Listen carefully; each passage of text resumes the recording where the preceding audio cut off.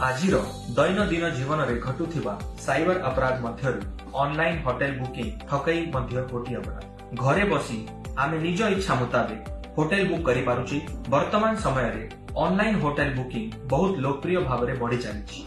एही अपराध मुख्यतः दुईटी उपाय रे हेउछि। एक, लोकप्रिय होटल नाम रे ठक वेबसाइट खोली।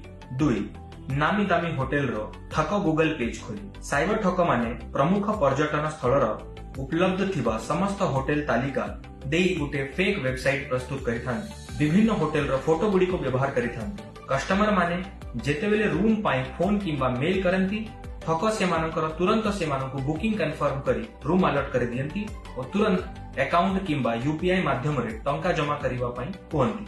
परे जेतेबेले होटल को जाई रूम मांगंती, जानी पारंती जे से माने ठकामीर शिकार होइछन। होटल बुकिंग करिबा पूर्वरु प्रथमे भलो भाबरे होटल विषय रे अनुसंधान करंतु। अन्य होटल बुकिंग साइट को जाई से होटल रो प्रकृत अवस्थित जानंतु। रूम बुक करिबा पूर्वरु होटल रो ऑफिशियल वेबसाइट को चेक करंतु। प्रथमे बुक करी परे पेमेंट करिबा ऑप्शन व्यवहार करंतु। आपण जदि केबे एही फेक वेबसाइट गुडी कर शिकार होवंती तेबे उपयुक्त कर्तृपक्षଙ୍କୁ रिपोर्ट करंतु।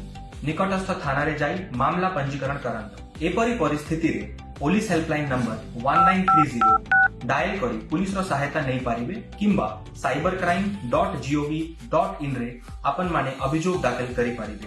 सचेतन हेबा, साइबर अपराध रोकिबा। जय हिंद।